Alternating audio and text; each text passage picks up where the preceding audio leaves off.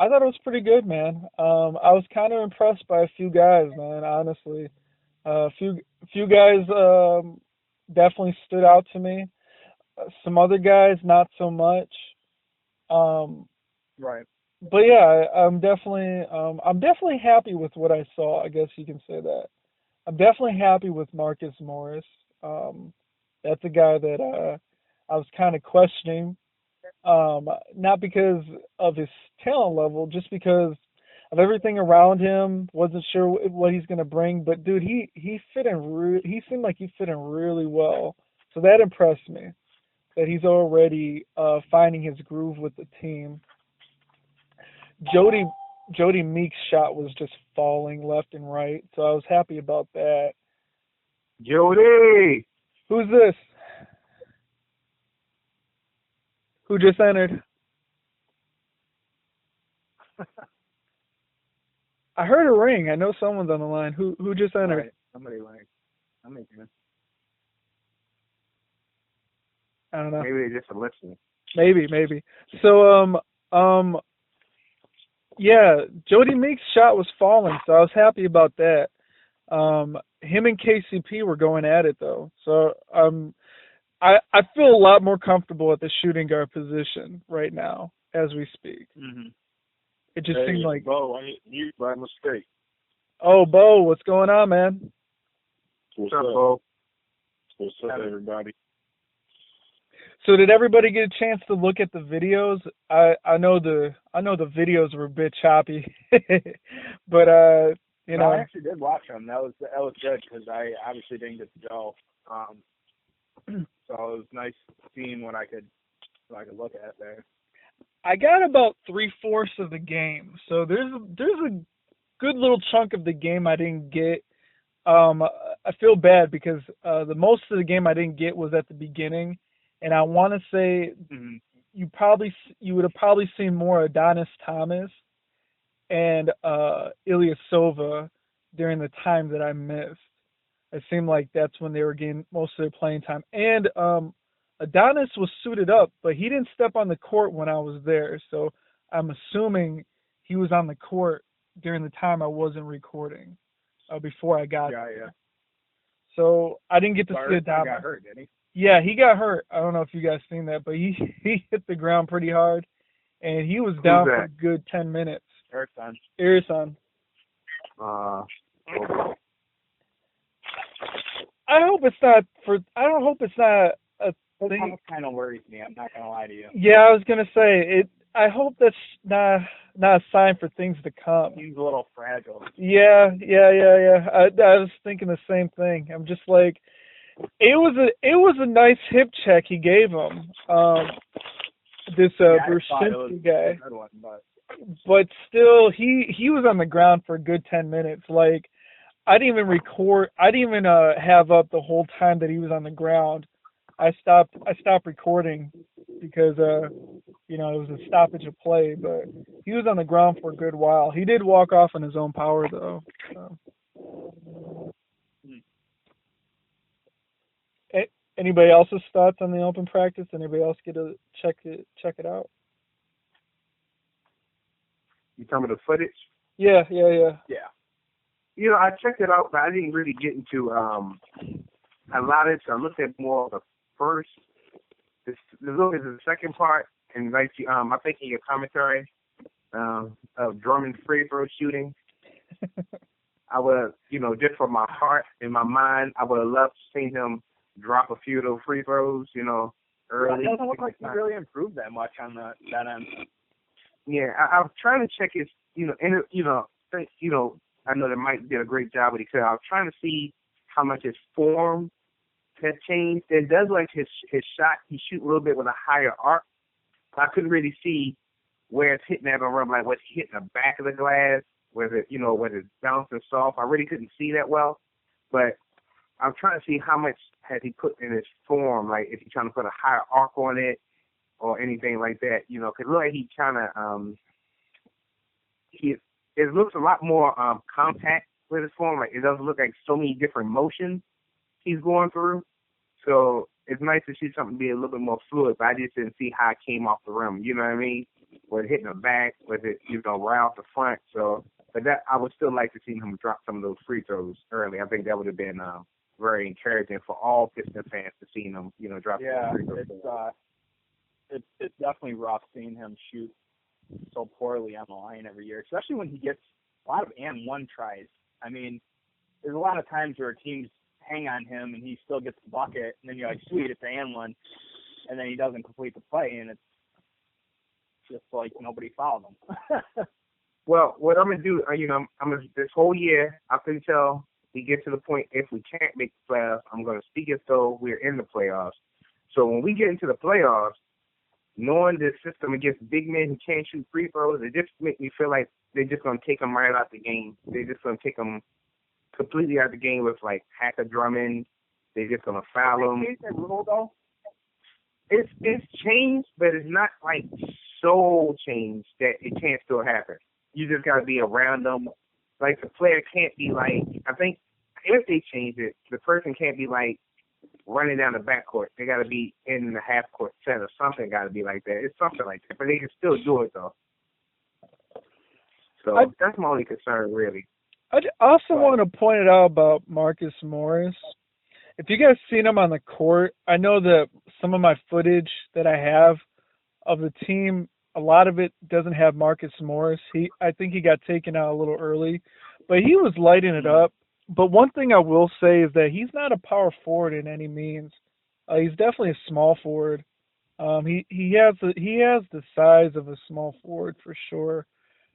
So anybody saying that he could play power forward, he played in spot minutes. He's not gonna be replacing Ilyasova in any means, not permanently at least. If anything happens to Ilyasova, it would be a stopgap if anything. Yeah. He's not playing power forward, not for the long term or long duration. In smaller lineups it might work though. Yeah, I think in a smaller lineup for sure, but. It got me thinking like about our big man situation, and I wouldn't consider Marcus Morris part of the front court, so to speak. He's definitely a small forward in my opinion. But do you think that it even like consider who we have at power forward? Unless we go Drummond and Bain up front. I'm just saying because those are, your big, or Anthony. Does it really matter? Because between that small forward, even Ilyasova, he's a power forward because he cannot defend small forwards, but he plays on the perimeter shooting, and so even if they get it interchangeable, Marcus Morris, he now just steps out and he just kind of plays as like that stretch 4 role when you really just, then all you have to do is really Kenny Bang with a power forward. And nowadays, who are the dominant power forwards, who are really going to take a person and play Al Horford, you know what I mean? Yeah, there's only a few. It's not like everybody. Here and there. Say it again?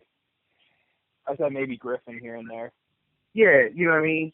So I just think I'm just saying it's just so small and condensed now. And then they would have to defend, Griffin could, but, Al Jefferson, he's not going to want to step out on the floor against a Marcus Morris or Ilyasova. Anything anyway. Yeah, so I just think that he can play the power forward because everybody's playing that small ball, and that's why I think Baines is going to be more important than a lot of people really give him credit for, because he can really play that power forward like off of the elbow. He can make some little jumpers off of the elbow, so you can still have a little bit of room to kind of run that pick and roll, kind of play with him and Drummond on the floor. So if you had to throw a little bit bigger lineup, but I think mostly it's just really stretch 4 stuff anyway, like shooting the threes and everything like that. I'm more concerned not to go jump Marcus Morris, but based off what you saw, if he was at the game, do you feel like Stanley Johnson is so far, just based off of what you've seen, do you feel like Stanley Johnson is so far behind Marcus Morris? Oh yeah, couldn't push for a starting spot. Oh yeah, dude. After seeing that, man, I'm not shaking my confidence about Stanley Johnson. He's got unbelievable talent. Like, before I make a judgment on it, I just want to say, Stanley Johnson's got some serious skill sets. I mean, he can handle the ball well. He very much could be a point forward in the future if the Pistons need him to be that. Um, he's very talented and skilled, but his shot is just way off right now. From what I've seen, like he was not shooting the ball well at all. He was finishing well. I will say that he was finishing well around the rim. But as far as shooting the ball, he needs to work on it. I actually would much rather see Marcus Morris playing small forward right now. Um, we'll see how it all shakes up in the preseason though, because some of the, He cause, shot well like all summer. yeah, Summer League, yeah. true, He shot fairly well. true. And even in what do you call The little Drew League. shot? Yeah, he shot good too. So I mean that's How many? hard to say that he's. I mean, How much video is there of that Drew League? Like, is it all like? I mean, it's not like it's two parts. Like it is the highlights, but out of the highlights they do come back and tell you the overall shooting percent. Like they'll say, like they'll show you where he was pulling Mike up. Campbell. Like, What's up, Mike? How are you? Going on, fellas? What's going on, man? Right now we're talking about Marcus Morris versus Stanley Johnson. Okay. Did you check yeah, and I any of think the? that Did you check any of the open okay. practice out? Say again? Did you check out any of the footage I posted? Yeah. I watched the entire open practice, man. It was off the chain. There you go. Oh, wait, what were you saying, Oda? No, I'm just saying that I'm not saying the Drew League is a true indicator, but you know what I mean? It's still NBA range. Like they're shooting from NBA range. Mm-hmm. And he was pulling up like way behind that. So he was pulling up, and there was like at the end of it, you're not gonna really see the whole game, but they do show you the shooting percent. So he was doing stuff like, I know one game he shot like 6 for 10 for threes, and other games he would do like a 3 for 5. So in the jumper, so you were seeing what he can do, and then he played well even in the summer league shooting well. So I don't know if he gets to the NBA piece. You get it, you actually in the stadium, you're in front of the bigger crowd, and maybe just a little bit. You know what? He got a lot of emotions going on too. I was going to say that. Yeah. Go ahead. Oh yeah. No, you still can't forget. He lost his mother, so I think it's going to be kind of everything is kind of be gradual with him. But I don't know if his shot is bad. But then the other part is about his shot. If they've been trying to fix it, that means he's thinking about his shot too. So, because you remember they were talking about it's kind of flat, and then they want to put more arc in it. So let's just say they've been working with him, like, okay, put more arc in it. Now he's thinking about it more than just being a natural shot. It'll they come will with take a little bit repetition, but it's going to come in time. Right. You know so what? I couldn't really see it based off of it. He could be like Winslow in his first preseason game and shoot 2 for 9. I hope not. You know what I would label it? You know what I would label it as? You know what I would label it as? I wouldn't necessarily label it as Stanley Johnson playing bad. I would more necessarily label it as Stanley Johnson trying to force too much. That's what it felt like. It felt like he was trying to force things, make things happen that weren't really there. I don't know if that makes any sense. Like where on the opposite side of the spectrum, it seemed like Marcus Morris was more comfortable, and it felt like he knew what he was doing, and he felt comfortable with where he fit in the offense. Like he knew when to drive, he knew when to shoot, he knew when to make his play, as opposed to Stanley, where it just felt like he wanted to just shoot anytime he got open and try to make a play. I don't know if that could be just rookie right away. It's too hard to deny the skill set and experience that Marcus Morris brings to the table. Right. Not to have him start right away. It's too hard to do that. Yeah. We'll see as the season goes on, but right now, I even would start Marcus Morris right now. It's just not. You're getting the whole. You're getting experience and what he brings to the table. You've already seen what he can do in the NBA at a minimum. That's not to say he's going to have a bigger role here, obviously. So we'll see what he can bring to the table with that bigger role. How did he look physically? Who? Who? Which one? Thanks, Vicky.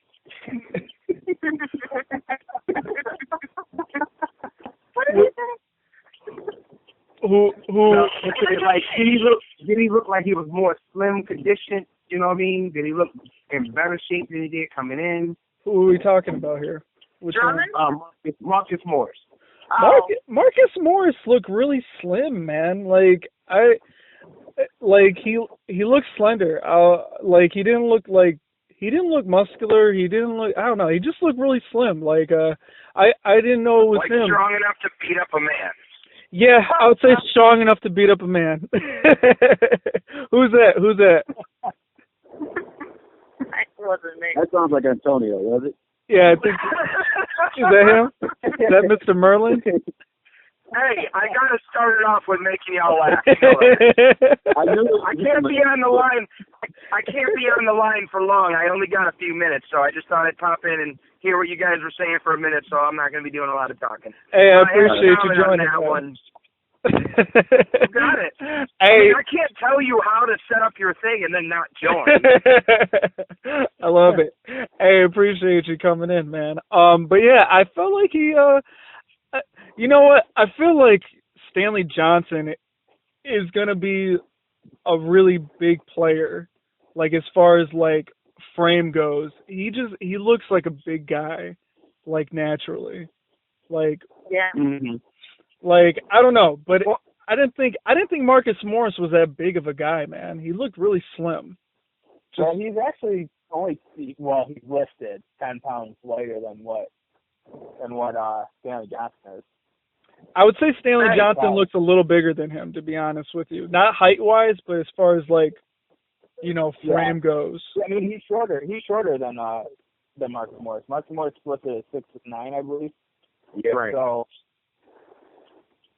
tomorrow's preseason game against the Pacers. What do you want to bet? Stan tests out Johnson by pitting him against Stuckey in terms of to test out his strength against defending muscle, at least for a short period. Paul George back. I want to see Stan's mobility against a guy like Stuckey, because Stuckey's got exactly. He's got the mobility and he's got the strength, and it'd be interesting to see Stan go against Stuckey, because more than likely Stan's going to be splitting minutes between shooting guard and small forward throughout the whole season. Right. So it'll be really interesting. I wouldn't bet against that. I would really think that he would be pitted against Stuckey, at least for a portion of the game. Absolutely. Yeah, because Paul George, I heard, is going into the season playing power forward. Yeah, I heard that too. That's ridiculous to me. That's the matchup. I will care more about, because I feel like that will really, if they came into that matchup, that's a matchup that they move Paul George to that small forward, power forward type of role. We wouldn't have nobody to really be able to defend them on the perimeter for real. And then take it to the post. I wouldn't count Tolliver out. I really wouldn't. Honestly, now don't get me wrong. He can't 100% stop him. But honestly, I think that Tolliver could give him some fits, at least a little bit of fits, because of his tenacity. Tolliver just does not frickin' give up, and I think that he would give Paul George trouble on the wing. Remember, Paul George is coming off the leg injury, even though he played a little last year. But I think they match up well. Ersan would not.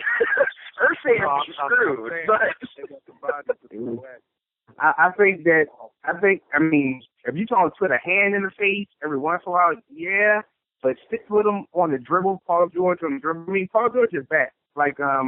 I even got to give kudos, when I was doing some stuff and I said, oh, he had that second injury. He had already been recovered from that. I mean, they talk about stretching him, like playing him from the 1 to the 4. Like he'll be playing different positions like every night based off of matchup.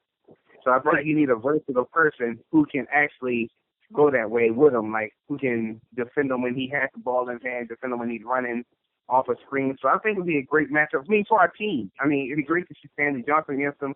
It'd be great to see how Marcus Morris does against him. It'd just be great to see how we are at that level of being able to defend versatile perimeter players when you're going with the guys we have.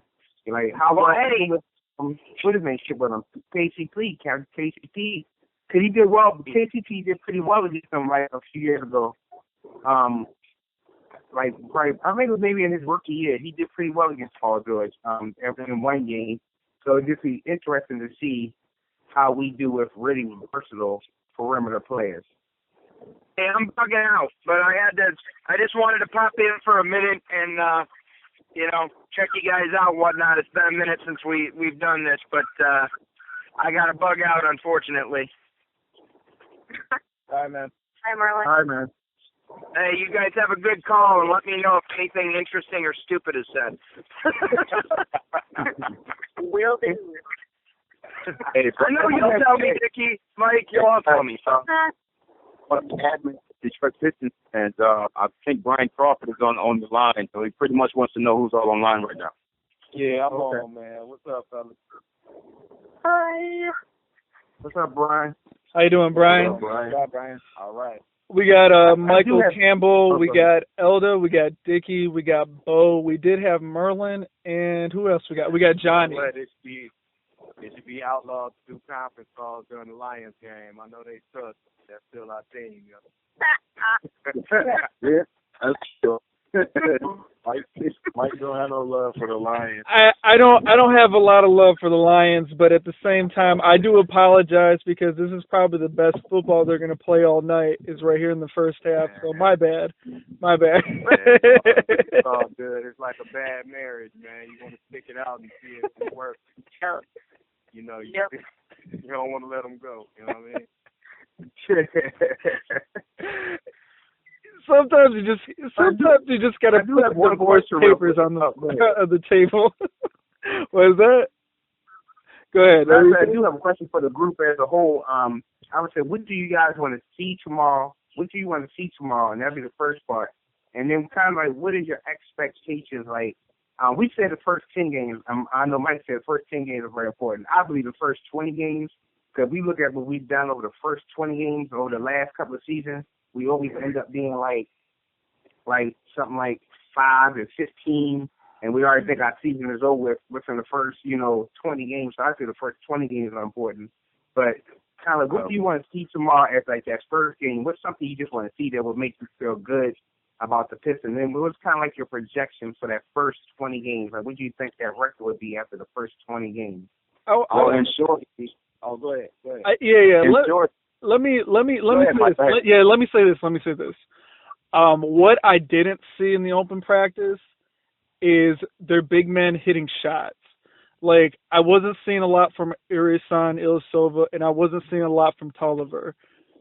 We were preaching all off season about how ditching Greg Monroe and getting stretch forwards were going to help spread the offense out and help make it a lubricated offense to where we get something that Stan Van Gundy did in Orlando. Against the Pacers, I want to see something. I want to see something from our stretch forwards. I want to see some shooting, and I want to see them spreading that ball out. I mean, it was the whole reason why we flipped the roster around, was to get an offense going like that. And I wasn't seeing a whole lot of that from them in the open practice. What I was seeing was a lot of guards and a lot of small forwards taking their man off the dribble and trying to make something happen off the drives and things like that. I want to see them open it up a little bit and get their shooting big men involved. That's what I want to see. Right.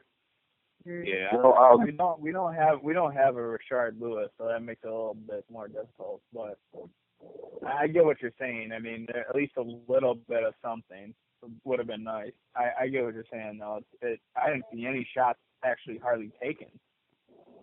by big guys outside. I seen a lot of Tolliver breaking shots. Like, he was not on at all. Like, Tolliver was not on at all. And again, I didn't get to see a whole lot of Ariason because I got there a little late before he got shaken up. But those two guys are going to be pivotal pieces into what we're trying to do this season. So I want to see something from those guys. Those guys, I really want to see something. Even if we got to move Marcus Morris out to the 4, I want to see something from that position.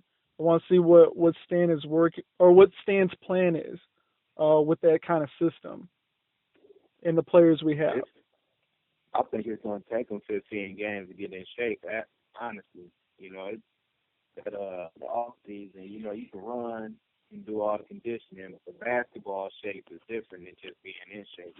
So it's probably going to take them, I'd say, about 10 to 15 games to get in shape and in rhythm. So I mean, it'd be nice to hit the ground running, but I don't expect. That's scary. Yeah, I mean, but you'll see for real for who we are, and I'll let you go back to I want to catch you up, but for who we are as a team, trying to build something. The first 15 games, if we come limping out and we end up like that, and I'm not trying to be negative, so he's like a 7 and 8, that's cool. But we come limping out the gate, we like 4 and 11, and then we gotta hit that hard. We already have a crazy West Coast trip, and then I look at the back end of that 20 games. We hit like a lot of really projected good teams, right? You never know what can happen. But like our last 7 games are against all teams that were like playoff teams last year, other than like maybe like Phoenix. So if we come out limping, like we don't really take advantage of that first 10 games. I think Mike don't come out strong in the first 10, then we kind of limp into that last part. We all gonna kind of feel like, and I know a person like Drummond who's been there now for like 3 years, and now he's seen it, and all the same players, they'd be like, man, here we go again. They're like, that's like the league. They're like, here we go again, 5 and 10, 5 and 15. So I think I think all that off-season conditioning stuff was so that they can be ready to hit the ground running. That's what I think they did. All that extra workout, all that MMA stuff together to build up camaraderie. I think all of that stuff was to do it so that they can come out without the excuse like, I don't know who he is, or we're not close, or I think they kind of built that process early. But go ahead, I'm sorry, I didn't mean to cut you off. But it's curious to think that we need 15 games to get ourselves going. You know what I mean? Yeah, I feel you, but I was thinking more of, like I say, the conditioning and the schedule. I mean, they go right on the road. Yeah, that schedule is killer. You know what I'm saying? And it's a whole different ball game out west, man. I think come back 7 and 8 after the first 15. It's still nothing to get rolling after that. You know what I'm saying? They showed that once they get it together, they can roll. So, one of the I think is realistic, to tell you the truth, after the first 15. I do. I think the main thing that I would like to see is chemistry. I mean, I know it's not going to be right off the bat, but I'd like to see some kind of, collaboration and coordination on the players' parts. Just in a chemistry issue, I think we have talent there. I think it's just a chemistry issue a lot of times with the teams that we've had since 2009. There's been a lot of chemistry issues. I mean, it's just and that's the thing. One thing after another. You're adding a lot of new pieces in there. I know some of the players there were like Drummond, Jackson, KCP, but you still adding Morris, you're adding Ilyasova, you got Baines, Johnson. It's still going to be a little bit of chemistry issue. No matter how hard they practice and this and that. They got to even throw Reggie in there because he. How you doing? Plus, you can even throw Reggie, right? Because he hasn't played a full. You don't have Jennings coming right. in either. So the only 2 Pistons that played a full season on the team is only a handful. It's only Drummond, KCP, Cartier Martin, and Jennings, I believe. I think those are only 4. Everybody else was brought in mid-season or were brought in over the summer. I think this team's a whole new team, but I agree with Johnny over there. Is that I would love to see a lot of chemistry and a lot of definitely a lot of chemistry and a lot of just gelling from them. That would be a nice little touch to see from them in the preseason. Absolutely. Right. Well, the thing is, when you're not going on offense, you got to have to get the defensively. So if True. they play decent defense, they can at least be in every game and maybe steal one or two out west that, they weren't supposed to win. Because, other teams are going to be a little rusty too. So, that's the thing. As long as the defense is together, the offense can end up coming along. And that's what Drummond has to be. I feel like, I know we all want Drummond to get that little jump hook, and we want him to make free throws. But if Drummond can be like a real force, intimidator, as far as like protection and paint, like if he can, like I don't know, like the the players that just got crazy instinct, like Anthony Davis and Drummond, like physically, like measurements and all of that, they're a lot alike. I mean, Davis is slimmer, but as you talk about reach, their reach is very, very similar. I think Drummond has a high vertical.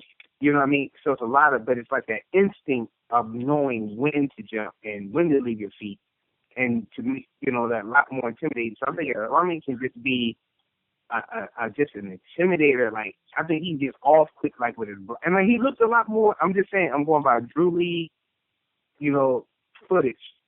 When he looked and how quick he got off his feet, and he was like blocking jump shots. Of course, he's an NBA player. Not all of them, some of them were, but I'm still the idea that he's blocking jump shots. It's time he looked more like he's reacting quicker.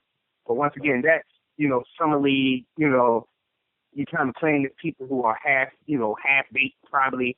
They seem to me so right. It's different. But if he can bring that to us, like a level of energy defensively, I think that's the part that will be able to get us through some. That's what puts some games in by itself, even if he struggles on offense. Right, because he's definitely going to do that. I just don't think, he's going to make that huge leap offensively like everybody thinks he is. Mm-hmm. Because I know everybody was against him, but at first we are going to miss that automatic 12 we was getting from Moose on the block. That was automatic. He might give up 15, but he got a 12 on the block, So initially that's going to be missed until everybody gels. That's why I said 7 and 8 is pretty much more optimistic, So I think if they come out, he is going to improve. I think he will be an all-star this year. I think he'll be like the 11th, 12th man added, but I think he'll still make it. I agree with that. I think he'll. We have to be in playoff contention. We have to be. For him to be an all-star? About it anymore. Oh, overall? I said for him to be an all-star, we have to be in playoff contention. Oh, There's yeah. no ifs, ands, or buts about it anymore. Yeah. The Pistons are not a popular team. We never will be. And he doesn't quite have the popularity yet for him to be voted into the all-star game. We have to be on the cusp of playoffs or in it. But I think they will be. I don't think I still don't believe in Atlanta. Miami is going to have the injury issues. Wade isn't going to play. Look, everybody boosts Miami up, but they don't have any interior defense. That's what I'm saying. And they have a bunch of injury-prone players. Yep. Oh, Whiteside, yeah. I was gonna say they got Whiteside. Whiteside's all right. He's all right. What else though? Bosh really isn't physical inside. So like I say, I don't think Atlanta's gonna sneak up on anybody again this year. We always play Toronto tough. I don't think they really improved that much. Then they lose Amir Johnson. That's one of their best rebounders. They lost him. I don't know. I guess where you're going with this, what are you saying about the Pistons? I'm just saying I think they'll be right there in the hunt at least by all-star voting time. I think Mike, if you want my honest opinion, dude, I think that, to be honest with you, on paper, I'm not saying chemistry-wise is a big thing, like I said. Right. On paper, they look better than a team like the Celtics for a team like Brooklyn, who made it in there last year. Exactly. So I think those two spots are definitely up for that. I hate to say it. It's all about discipline and chemistry. I'm telling you, that's the main things that are going to come down to this team being successful this year. I hate to say it, but if we're looking on paper, all right, I hate to say it, and this is before we found out what kind of players we had, before they jumped on the court and we figured out what didn't work or what couldn't work or whatever. I would say on paper, Josh Smith, the year we got Josh Smith, Brandon Jennings, Greg Monroe, Andre Drummond, we look like a playoff team there too. On paper. Yeah. In my opinion, we look like a playoff team with that roster. Just saying, Of you course, really can't. that's why I said it comes down to chemistry. Yeah, absolutely. We got to see how these guys Let me get on the court together. Absolutely. I think that the names on that roster made it look like we were a playoff team. Like, right. Greg Monroe, Drummond, Josh Smith, Jen, like each of those were like names that we know these guys are talented, but the level of being able to play together, we knew that was going to be the challenge. Like nobody, we was hoping Josh Smith would make a difference, but nobody wanted. And then the second year when it happened, we was like, okay, which one is going to go to the bench? Is Greg going to go to the bench? Is Josh? Then they all started the bench. So we was like, here we go again. Yep. So I think this year we've already built the team. Like I did the post when I talked about if Ilyasova is healthy, how much he's not a better player than Greg Monroe, but he's like 100 times better fit in this system. Right. Than Greg Monroe is. You measure him up. If you were to start a franchise with one of them, of course you're going to start with Greg Monroe. You already got pieces together, and you're ready to say, okay, we need we already have a guy who can be in the paint all day. We have slasher, so now we need a guy who can shoot. You would pick Ilyasova over Greg Monroe just for fit reasons. So you have a guy who, when you look at all the metrics and analytics, he just makes perfect sense. The only problem is he can't stay healthy. So if Ilyasova is healthy, I even say that if he can give us a good 60 games, a good 55 to 60 games, including playoffs. I mean, like additionally, not including playoffs, but regular season, a good 55 to 60 games. I think it's going to help us tremendously. Just for the fact that he can stretch that floor. I think he's going to make things so much easier for guys like Jennings to become back, or like Jackson. He's going to make it easy. Jackson's job easy. He's going to make it easy for KCP. He's going to make it easy for Jody. He's going to make it easy for Stanley Johnson, because it just opens that floor up so much. Well, but the problem is, once again, if you give us 60 games, that'd be great. But what the help with that is, because they got depth at the fourth. Yeah. Play some forward, they keep doing small ball, so you can spread it out with small forwards and Drummond at two small forwards and Drummond and two guards. So, you got Morris, you got Tolliver, you got guys to back him up. Baines, you can even run Baines and Drummond together, because Baines got a nice little 12-footer. Yeah, off that elbow, yeah. So even that's something that Monroe couldn't even do consistently. Oh my God! Don't get me going on that, man.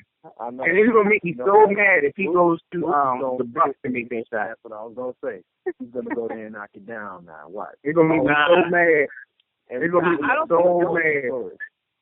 The funny thing is, like when he first started shooting that, like he was actually halfway decent, and like all of a sudden, I don't know what happened, but he just lost it. I think a lot of it was that pressure, man, because he knew it was almost like, I gotta hit this. He's gonna take me out because it's not working with me and Smith. I think that pressure got to him. It could be me, but yeah, man. If he goes there and he starts knocking down that shot, I'm gonna have a fit. Like I'm gonna hate Greg Monroe, like y'all hate Josh Smith. Like how y'all hate Josh Smith? If he goes there and he starts knocking that shot down, that's how I'm gonna start hating Greg Monroe. Like for real, I'm gonna hate him about it. That's Buckley's gonna spread it out. He's gonna be right in the middle, easy. You're not gonna be able to double him. I mean, they're not a good shooting squad, but they shoot well enough to get him one-on-one matchup, and he has much improved on the block. Well, the thing, not to make it about Greg Monroe, I think the thing in Milwaukee, he may be a little bit more happier.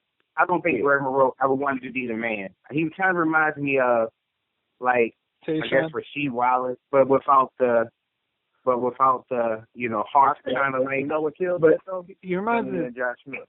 I think he knew his days was numbered when they brought in Josh Smith. I think that. Honestly, if you want my honest opinion, I think he had a pretty good period before Josh got there. I think his days were numbered when we brought in Drummond. That's what I was just gonna say. I was gonna say it was just Drummond. Could be. I think. But he never went though. I think he was our quote-unquote cornerstone when we drafted him. Right. He never got a chance to be the man either, because you brought Drummond in right after. You kept bringing in all these other guys. Yep. Yeah. I think you know what? That First wanted year to be. when Drummond was finished games with Monroe, they played off each other pretty well. Yeah, they did. They did. You know, they played off each other pretty well. But I'm telling you, I think the Smith move was the straw that broke the camel back. Oh yeah. I think that was it. Yeah, I believe so too. But I don't feel like that was it. I don't feel like Greg Monroe was really given a chance to be the man. I feel like he got the first year there, but then again he was on and off the bench if I remember right. Yeah, being a rookie. Yeah, I think he sat the first 10 games. I mean, he didn't sit, but he came off the bench. Came off the bench, yeah. I don't even think. And then him and Ben Wallace started together. Yep. Yeah. You know what? I think when I say to be the man is this, and this is just me, and I don't care, and I'm putting the same pressure down on Drummond. To me, you have to, when you're the centerpiece. We've told you, we've shown you, even we just got all stuff about bringing in all these people. Greg Monroe never really improved any aspect of his game. He never really did. He was always a good, solid player. I think he got tougher because remember he used to get pushed off the block a lot. He wouldn't go hard after rebound.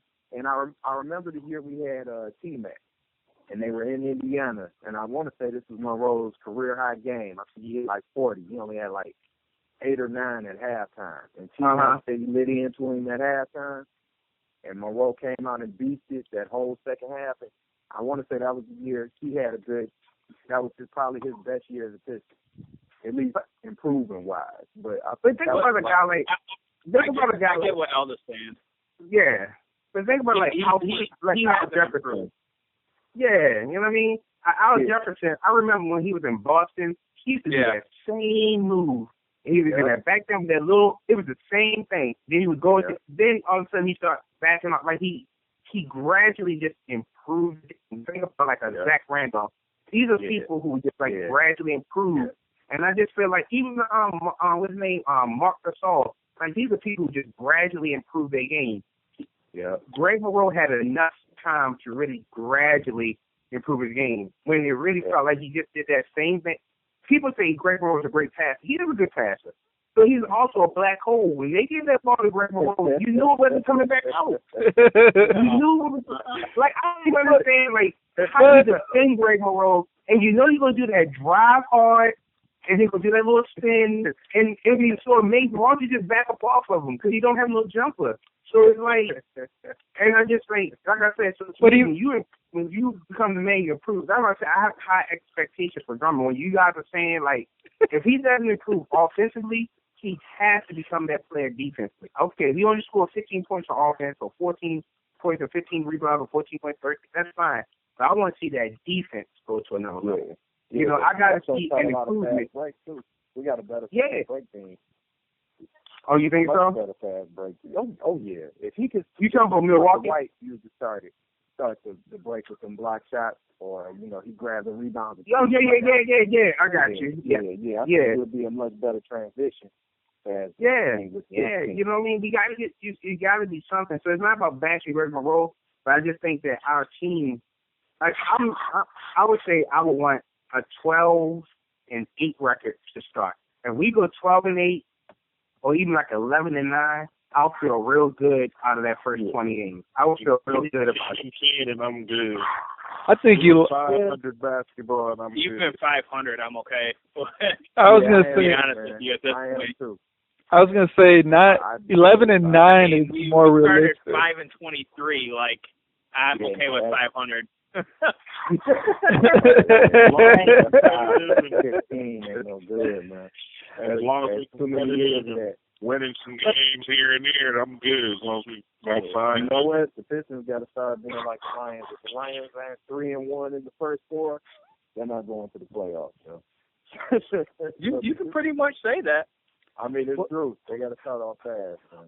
What do you guys think they're gonna do in this West Coast road trip?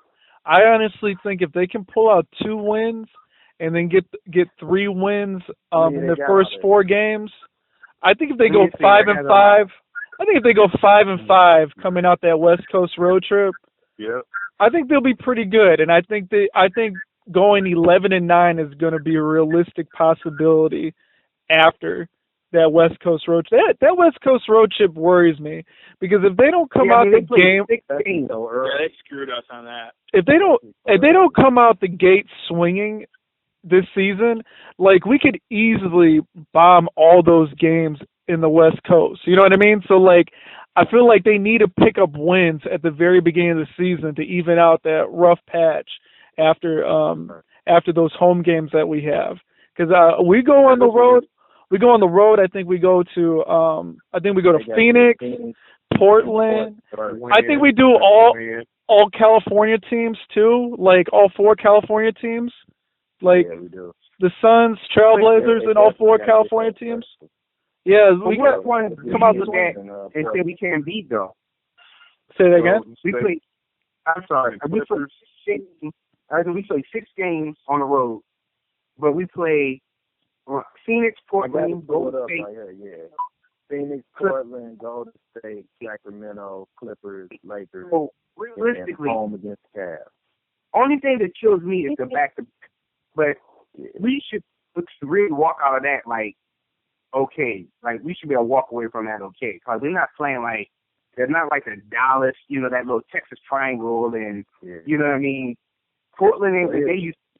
You know what I mean? You got to beat Portland, and you definitely got to beat the Lakers. Everybody else, we're not expecting it, but we'll take it to get it. Those 2 teams. But see, this is the problem.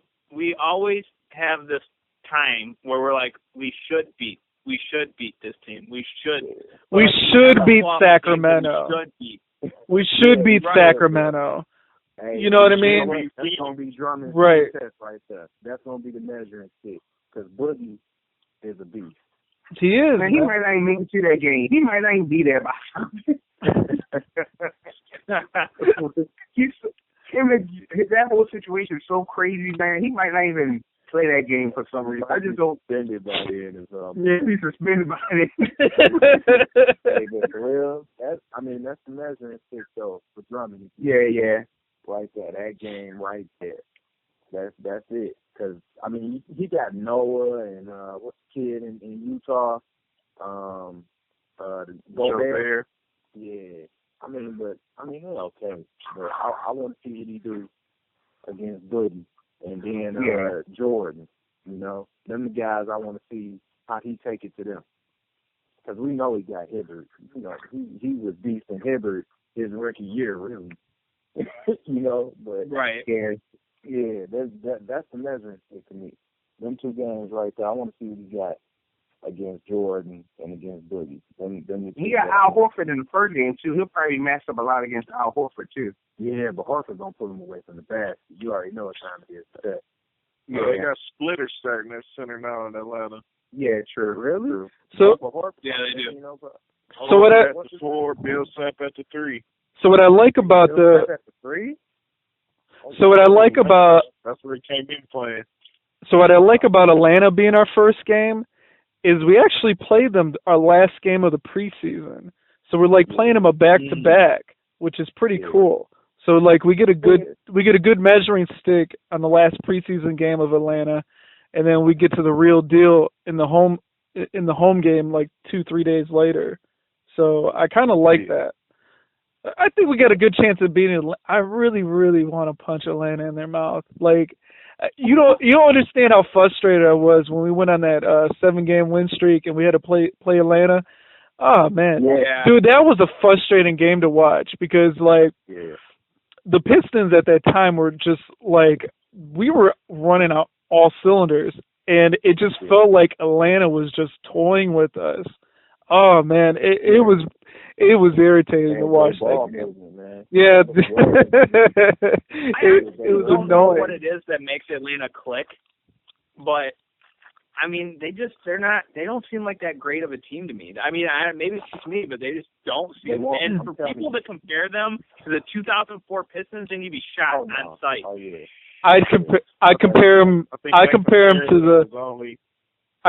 the 2003 Pistons. I think that compares. Nah, I wouldn't even go that far. I might. But look, we at least made the conference finals and made it a series. No, dude, we got swept by New Jersey. Washington was healthy. It was I don't think that comparison has anything to do with the way they play. It's just how deep the team was, how they counted on everybody to play. Right. Yeah. Not in terms of they played the same way. I'm not saying they compared it that way. I said they compared them in the way of them not having superstars and that kind of BS. And that's about the only way you can compare them. I can't say the same caliber. It's just not saying they're the same caliber team. It's just they have the same makeup. Well, here's the thing: they lost Carroll. Mike Scott is gone. He's in jail, right? no, he's not in jail technically. He's kind of like Marcus Morris right now. He just got the case over his head. They said is that right? Yeah, yep. This case looks worse than Marcus Morris. Oh yeah. He's in a lot of trouble right now, but he's free right now. They said he was at their media day. He usually lights us up too. That's what's crazy. Say that again. You got one guy that is going to hit the hell out of you when you're playing because he averages like 3 points a game, and then he tears the new one every time. I don't understand what it is. Yeah. He reminds me of Matt Barnes a little bit. That's how. Who Michael got? Yeah, kind of like a Matt Barnes. He's not really deadly, but if you leave him open, he's gonna hit that three. Or he just gets under your skin like Barnes does. I would love for you speaking about Atlanta. I would love for Jackson to take the same leap that Teague had took. Yeah. And I think if Jackson, although I'm still not a fan of Jackson better than Jennings, but knowing the situation, I'm running with Jackson. But if Jackson can make the leap that Teague made as a kind of like that leader who can kind of like take over when it's time to take over, make that jumper, make that three, kind of do all those things at the right time, beat the guy off the dribble, do the little energy play, go dunk in traffic, all those things that kind of, because a lot of people don't give Teague enough credit. No, I mean, I know they, all that stuff. I know they all four made the, all that type of stuff. I get all of that. But people don't really give Teague enough credit for what he really did for that team. Right. Because he's the only person who really created his own offense. He's the one doing it for everybody, kind of setting it up. He can be anywhere, kind of do anything, kind of like when he was on. Like, he was the person who really killed the Pistons. Like, Jennings, that was like one of the only games I can really, off the top of my head, like when we was in that street, to think where Jennings just looked horrible defensively, and it was against Teague. Like, other people he was trying to be scrappy with, it was something about Teague that just gave Jennings, like, fit. And I just feel like the guy that was just as quick as him, so he couldn't. Yeah, quick, stronger, So I'm hoping that Jackson can do that for the Pistons this year. I really do. You don't have to be. I don't need him to be like 19-10 to be great if he is. I don't need him to be 19-10, but if he can do like a solid 17-18, a solid 7 to 8 assists, and shoot good, and make the right plays at the right time, I think that he will be the real difference maker. I mean, all these other pieces are really built around the system for Jackson to be the player he is. That kind of like slasher, can kick it, beat his man off the dribble. This whole team is really built for him and Drummond to be successful off of that pick and roll. That whole team is built for that. So it gotta be. So it has to happen. It's not going to be strength and Dinwiddie. Like if something happens to Jackson, strength and Dinwiddie is not going to be able to come in and do it. It's not going to be Steve Blake. it's not going to be none of these things. So, I mean, Jackson really has to really be that. It's not even about the money. It's not even about the money. He just has to be that guy that he wanted to be when he was in OKC. You know what I mean? They handed him the keys, man. He's got to be. So check this out. Okay, so after those first 10 games, after we come back from the road trip, has anybody checked out the next 10? I know we were talking about first 20. The next 10 is actually kind of brutal too. It's we go to the Cavs. Oh, we face Cavs at home. We go to Minnesota away. We come back home to Washington. We go away to Milwaukee. We come home to Miami.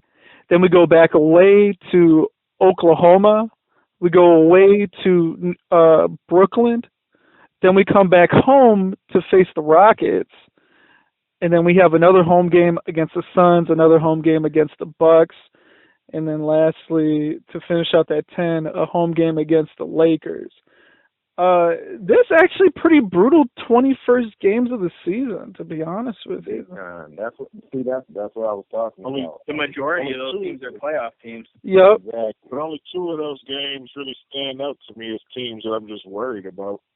Exactly. Maybe 3. I think you said Houston, OKC, and Cleveland. Everybody else, I feel like we got a decent chance against it, you said. Yeah. I don't like how we're coming off an away trip to come home to play Houston.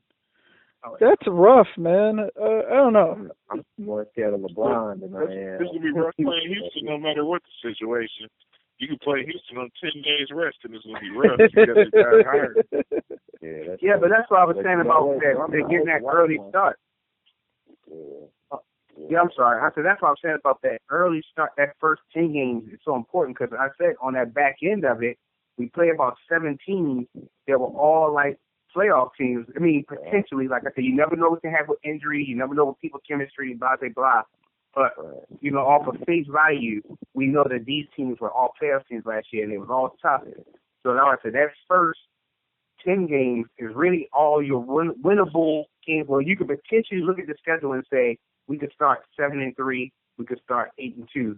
On that back end is where you look at the Clevelands, the Minnesotas, not even Minnesota, but the Clevelands, the Houstons, and all of those type of teams where you can, even the Bucks, because the Bucks gave us a problem last year. And now they're going to be healthy because they have Jabari Parker back, and they'll have their pieces back, and they added Greg Monroe, so they'll have their pieces back.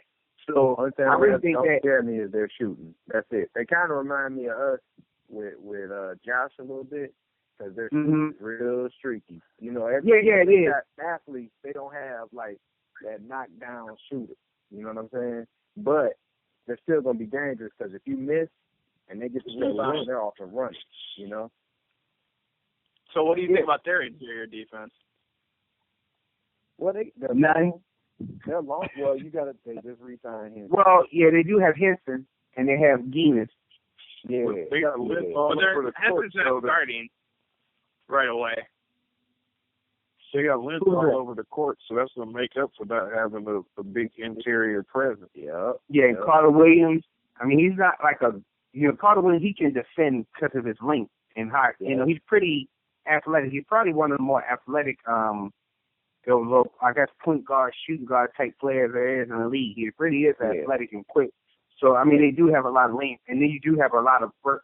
I guess it depends on to me, for Milwaukee, because I believe we're better than Milwaukee, and I really do. I think we're better than Milwaukee, just because of our pieces and the way we put it together. But Jason Kidd has proven now that he is really like one of the best coaches, one of the better coaches in this league, and he knows how to get the best out of his players. Like, he kind of reminds me of, like, I guess Mark Jackson had a talented team, but you know how some people just know how to motivate? I feel like Jason Kidd knows how to motivate and make people make them believe that they're actually better than what they really are. So I think he gets a lot out of those guys. Different anyway, man. Like Jay Kidd is one of them players that just saw the game different when he was playing it. It's like you know what I'm saying? The game was going slow for him when it was going 100 miles an hour for everybody else. That's like Right. So I would say in those first 20 games or maybe 15 games before we play, we see like a guy like Carter Williams who's really coming to his own, then I think we could be like Milwaukee can be off the chain. But if a guy like Carter Williams is really struggling early and everything like that, and Greg Monroe is not making that jumper, I will feel good about. I will feel really good because I feel like he doesn't help that team. Like that team, then they just gonna end up watching him. So there's a whole bunch of guys who are gonna be standing around watching Greg Monroe do a lot of work, and they just gonna be standing on the perimeter who are not, like you said, unless they just increase, they're not good shooters. Guinness, unless he increases, he's like a 31, 32% three-point shooter. So his work is hustle and running the floor. So it's an interesting thing. Like, it's always hard to predict how good players get and ones that will regress or ones that will stay the same. But I feel good if we can, like I said, if we can start the season off well, that first 10, 11 games. And then they have Bayless as their backup, right? Is it Bayless? Who's that? For Milwaukee. Is it Yeah. Bayless? Yeah. Oh, okay. I think he's probably their second best three-point shooter. Mm-hmm. I think so. That's a guy I've always liked, not to get off topic, but that's a guy I've always liked. I've always wanted him to be on the Pistons for a backup role. Yeah. I'm still. I hate to bring it up, but I still miss my boy DJ. I think he's. I like DJ. So did I. I wish we could have found a way to keep him. I really do. But yeah, he's kind of in that role. DJ just needed the right system.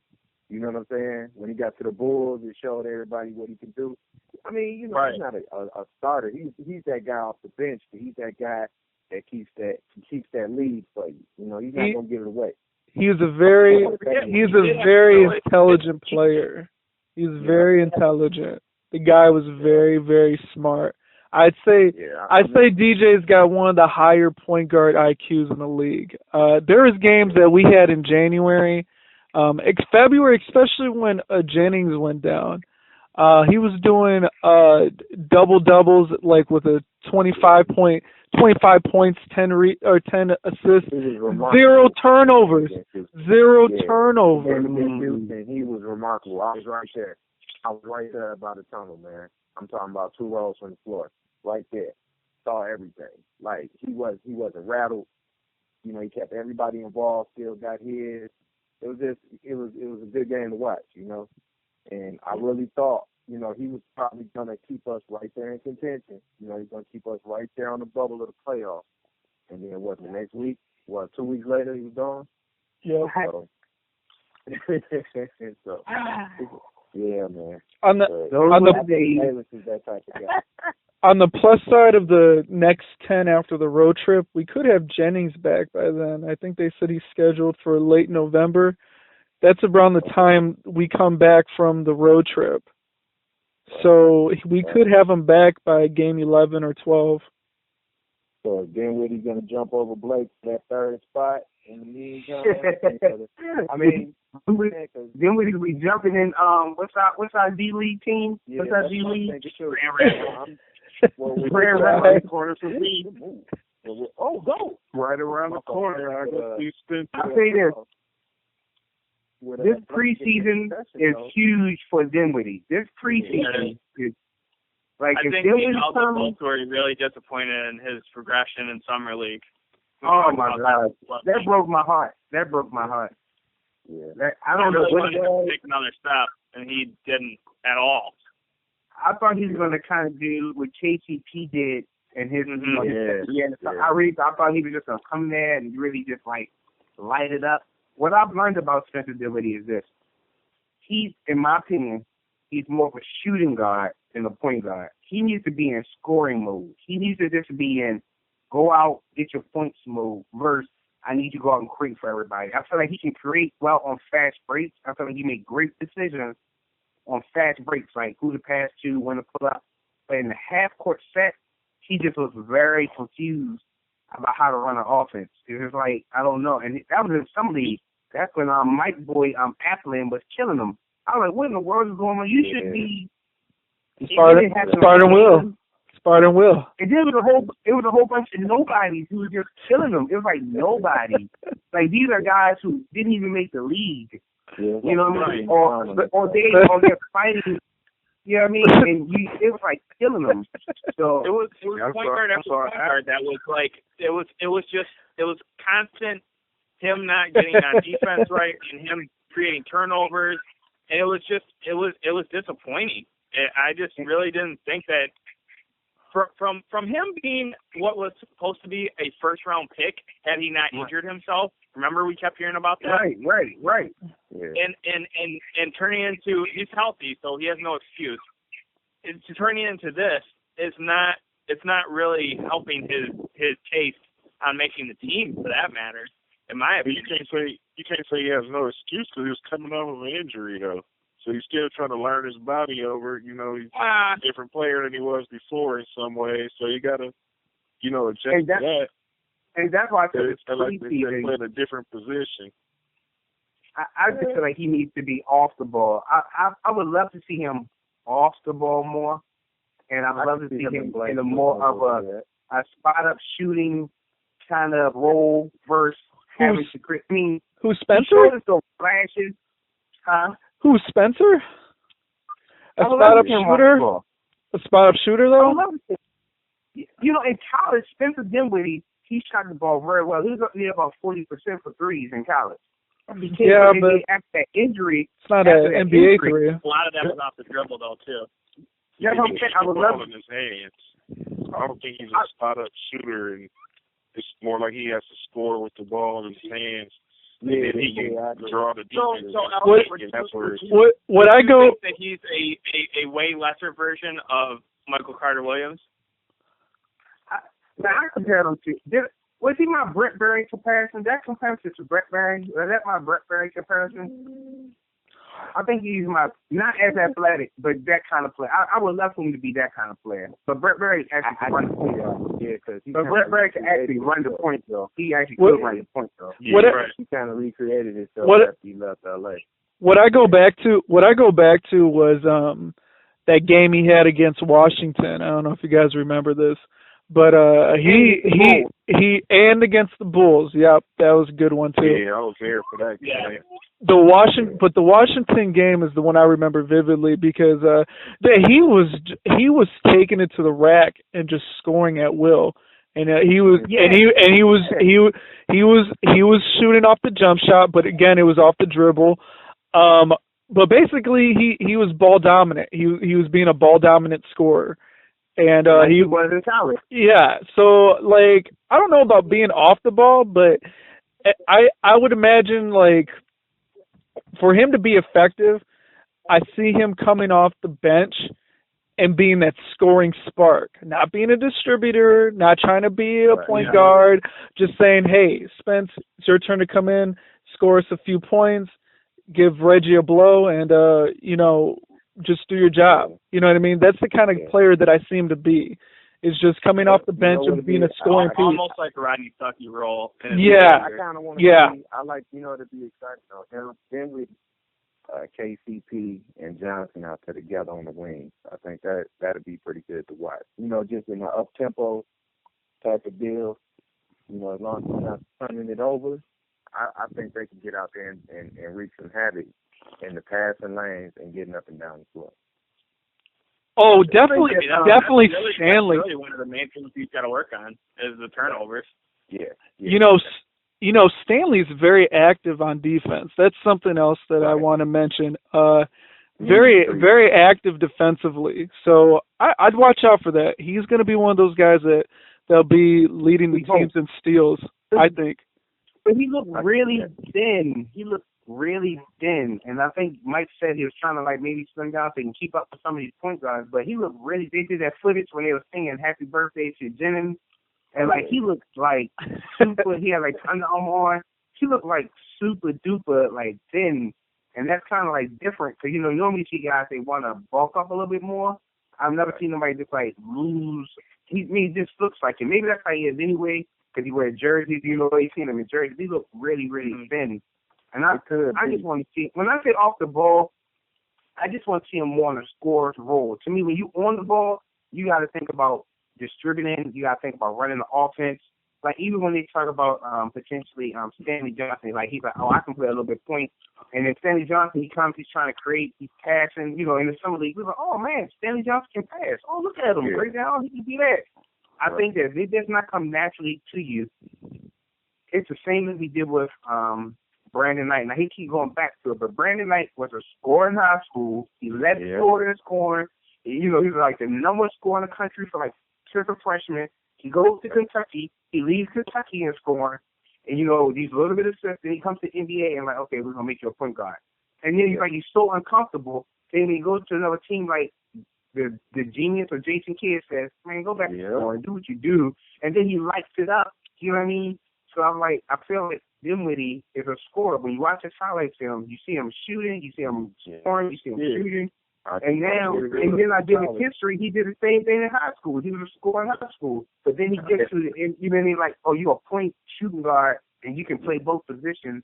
I seen his interview. He said, like when he was at the Combine like a few years ago, and he was like, oh, I can feel like I'm the second best point guard in this draft, you know, behind Marcus Smart. You know, people are saying I'm the number 2 point guard in the nation. No, bro, you're a shooting guard. Honestly, you know what I mean? Yeah. Probably was. Yeah, that's what I'm saying. So you convince yourself of something you're not, and then everybody's trying to make you something you're not. When you really just a scorer, and that's fine. You know, everybody don't need to be, you know, I guess it's, you know, Magic Johnson. Right. You know what I mean? Shoot the ball, score. But the team does need a legit point guard. You know what I mean? Like, we got a bunch of scoring point guards. We don't really got, you know, that's why I kind of feel whoever brought up DJ Augustine. I really feel like he's more of your traditional point guard, DJ. He's a scorer. He's a scorer too. Yeah, he's definitely a scorer, absolutely. Blake is just a shooter now. That's all he really is. He'll bring it up, everybody where they need to be, then he'll just just stand out from 3-point land and ride. I mean, I agree with you, Mike, but like at the same time, like that's the way the league is now, man. Oh like, yeah. There's just scoring point guards everywhere, dude. Yep. Like every team that you look at, like a lot of these point guards are averaging 16 plus a game. Like that's just what it is. Like they still get assists. I mean, they're still getting assists. It's just Conley and Chris Paul. Yeah, they're the best point guards, man. And I mean, I'm not gonna downplay Chris Paul. Of course, he's Rubio, one of the best in the game. But some of these other point guards, like once they just drop off, like what's his name, like Ty Law. Ty Law was like he had like 9 assists a game and everything like that. Yeah. But the tempo that they played created a lot of opportunities for Ty Law. Like you can't be playing this slow pace and then it's assist. So I felt like I even felt like with Brandon Jennings. I feel like Brandon Jennings, in my opinion, is one of the better passing, ball handling point guards in the league. He is. But he keep on getting put in these situations where he has to score. Like, where would we be if Brandon Jennings didn't score those points he did when we went through that winning streak? Right? Where would we be, when everybody couldn't make a jumper, when, where would we be? It's like he actually took over the game late. He didn't even try to score early. Early in the game, he was passing. Yeah, you read the lottery like he ended up anyway. Yeah. You know what I mean? So it's great when you have these passing point guards and all that, but a lot of that is based around the talent you have and what you're trying to do. I even feel like John Wall had a lot of assists, but John Wall forced a lot of assists. I live in the D.C. area, I live in the D.C. area, in the DMV area. I watch a lot of Wizards games just because I like watching basketball.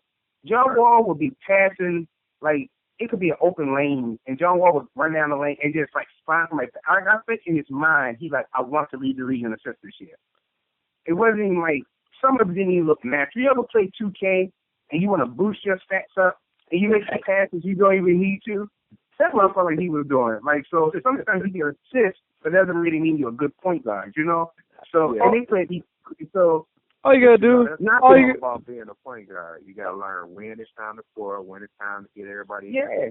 That's what. Not to bring up the past, but that's what Chauncey and that's what Isaiah Thomas did so well. They're underrated from those aspects. That's what I'm going with it. Well, all you gotta do is look at all these guys that you named about forcing passes and padding their passing stats or assist stats. All you gotta do is look at their turnovers. A lot of these guys that you mentioned are in the high 4s, man.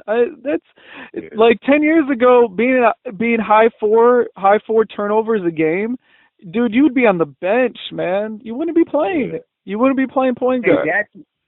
And that's my problem with Jackson. That's why I said I really want to see Jackson make a leap forward, because that's his thing. He's high in turnovers. Those turnovers are really high. Like, and his usage rate was extremely high. So a lot of those numbers look great towards the end of the year because he's playing like crazy minutes. The ball is in his hand literally every time down the floor. Like, there's no, you know what I mean? He's literally his usage was higher than what you normally do. His usage was higher than Chris Paul's. You know what I mean? So when you think about that, he had the highest usage rate during that streak time that even got like a Chris Paul or a Stephen Curry. Like, his usage rate was extremely high. So his numbers was kind of like boosted. Not that it wasn't impressive numbers with the assists to rebounds, but it was high. But when you talk about over 82-game season, you're not going to maintain that level. You'd be burnt out by the time you get to your 30th game. You'd be done. So I just think it'd be interesting to see what like leap forward he makes without it being like so easy. And also, you got to realize teams are going to be more focused in on Reggie Jackson now. Like, they get it. Like, we see what you're going to do. They're going to back up off of him, and he's going to have to make that jumper. He's going to have to make that shot. I keep on saying, until I see it happen, and I know they say he's got a shooting coach, and I know they say, okay, now he can shoot. I'm going to have to see that happen, because that's why teams are going to sag off of him. They're going to be like, all right, hit me with a jumper, bro. That's what they did for John Wall. And he was struggling with it in the open practice, too. Only person I seen thrive with and couldn't shoot with people backing off of him was Rondo. Yeah, Rondo was horrible. Yeah, Rondo would make it happen. You know, you sag off him, and he still come at you. Because Rondo, he had a toughness about himself that just he would get his shot. But then Rondo was still, but that still results in 4 for 14 shooting. You know what I mean? It still results in, he don't back down, but it still results in, like really poor shooting. So it's like, I just got to see him. I think we just got to see, because that's what teams are. I mean, if I was a coach, I would say, all right, we know that Reggie can drive. We know he's explosive. Back up off of him. Tighten up on the shooters. Back up off Reggie. And now see what they can do. Now make Reggie beat us for the mid-range. Make Reggie beat us for the jumper. And when Reggie starts to make that jumper, then it's going to open up a lot of things. How much of Jackson's turnovers, though, do you credit to him playing with new teammates? I mean, it could be a blend. I mean, it's definitely playing a lot more minutes than he had been with new teammates. I think it's a blend. But, if you look at what he did even in OKC, his turnovers are up pretty high. You know what I mean? Yeah. So I think it's part of him, but then again, even that was very condensed though, because that was he only started the first 10 games, and then Westbrook came back, so then he was coming off the bench. So, but I just think it's in him to want to force the issue, but then when teams say, okay, we're going to sag, and you still force an issue, that's when those turnovers happen, because now that's when you have to shoot, and you don't feel as comfortable shooting as you did, taking the ball to the hole. So, you know what? I think a real good stretch of when I really noticed Reggie and said, you know what, he's drastically improving, is when Russell went down, not last season, but the season before. But the thing about that is KD played a lot of point forward. And Reggie looked good, so did Jeremy Lamb. He looked good too. And like I said, KD played a lot of point forward. And Reggie looked real good. He looked like he was ready. And then when Russell came back, he kind of regressed. And that's what I'm saying. I know we've already had our time limit, but that's what I'm trying to say about a guy like Spencer Dinwiddie, Reggie, and even Mike talked about. I know it probably won't happen to the Jennings, and probably by the time Jennings gets healthy, the Pistons are going to be very aggressive, and they're probably going to trade him for real. If Jennings comes back healthy, Pistons are probably going to move him because they already know they'll probably lose him at the end of the year and everything, or they don't want to re-sign a backup point guard that's going to cost them X amount of money.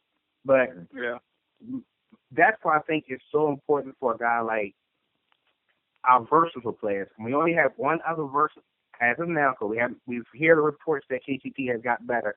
But as of now, we know the only other person who can be able to handle the ball and create would be Stanley Johnson.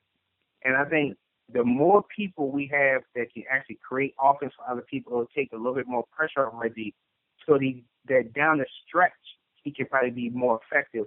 Because to me, I don't care about all that early unless you're putting the team away, I don't really care about that early point stuff.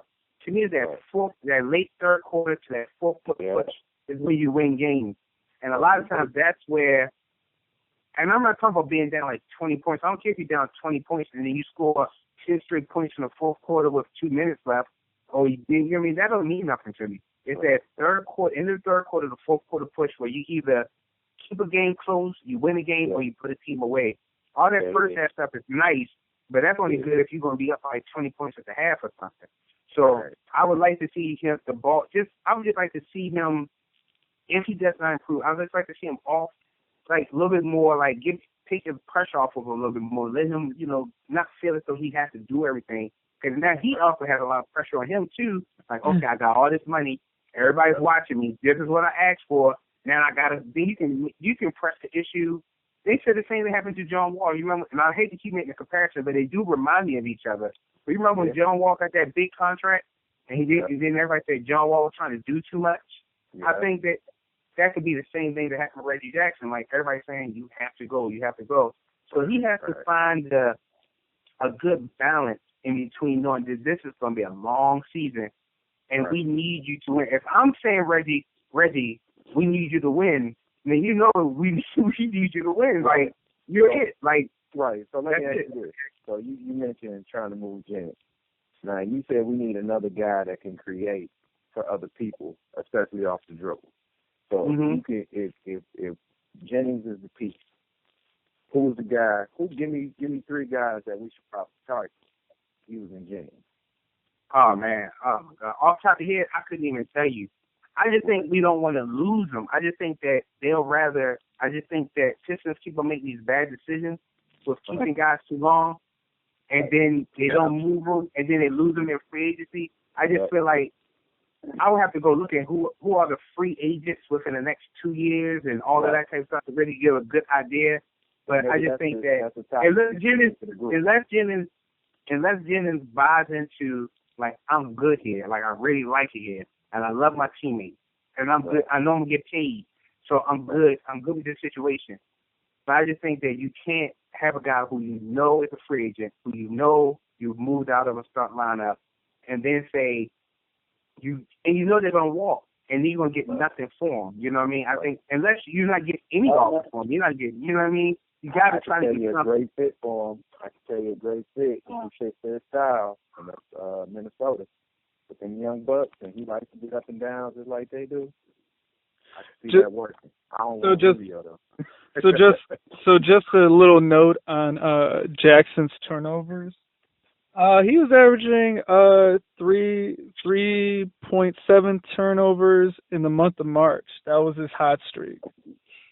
3.7 turnovers, and there was games where he was up in the 7s and 8s turnovers.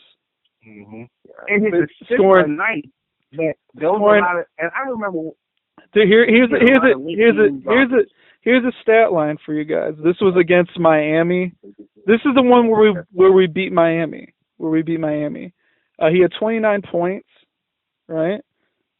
He had 7 turnovers, 11 assists. So just give you an idea, he is definitely high turnover prone. But that's the stat line you want to see. You guys want to see assists. You guys want to see high points scored. But like with the point guard that he is, and I put in quotation marks, but I don't put in quotation marks just for him. I put it for a lot of point guards, like Johnny said. Like a lot of point guards in the league right now are in the mold of Reggie Jackson, are in the mold of Russell Westbrook. But regardless of the fact, he's definitely high turnover prone. Absolutely. Yeah, he's got to cut that down. But Chauncey was too at the time. LB is the point guard guru.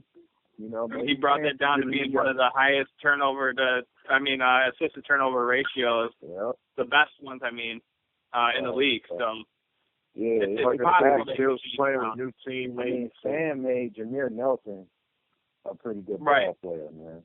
Exactly. So it could happen. It could definitely happen. So we'll see. About this it's going to take discipline. You're right about that. Quit trying to hit the home run. And to be a point guard, you have to have discipline in this league. It's inevitable. Well, Unless you're John That's Wall. if you want to win. Right. Yeah, so I totally agree. I don't know. Agree. I think Reggie's going to be really good. Like I said, And I think he's gonna be good too. I mean, I really think I got to get ready to get my part and shot. I got to roll, but I think Reggie's gonna be fine. But like I said, you still gotta, we gotta pay attention to those type of things because our team, unless unless somebody really steps up and be very dominant. And I'm very happy to hear KCP is playing well and Jody Meeks. I keep on saying we're gonna need shooting guards. Like we need consistent shooting. So as much as I'm hard on KCP, I want him to make shots because we're going to need him to make shots to win. We can't win. I will say this, and I'm not backing him up at all when I say this, but Mike, it looked like in that practice he shot the ball with a little bit more confidence than normal. Oh yeah, absolutely. That form that everybody was talking about, it actually looked really good. Yeah. He looked really fluid with his shot. I said, he was hitting jumpers in people's faces, and I'm used to KCP hitting like here and there hitting open jumpers, but like in their face jumpers is a little bit different. So when he came down and just like spotted up and just shot it in somebody's face, I'm like, all right, well this is a different side of KCP that I haven't seen. Did anybody? That's exciting. That's exciting. Did anybody notice Cartier Martin? I felt it. He's blonde. No one liked Cartier Martin on Saturday. He was actually making shots that I didn't think that he would make. I was actually kind of shocked a little bit. I was like, he's playing better than I've ever seen him play. Man, I know this his butt cakes. He is, but he's butt cakes. But he was better butt cakes. He was better butt cakes than he's ever been before. He threw somebody's shit. I can't remember whose it was, but he blocked somebody really nasty. Like he had a really good showing. I was really impressed. Spencer. Was it Spencer? Oh, Mike. Yeah. Yeah. It wasn't Spencer or Hilliard. Yeah, it was one of them two. Yeah, I think Hilliard. I agree. Hilliard. I agree with Hilliard. you. Was it Hilliard? Oh my God, dude! It was number 6. He destroyed somebody, and I was like, wow! He came out of nowhere too. He came out of nowhere and blocked it. I was like, wow. Okay, Cartier. That part about it is.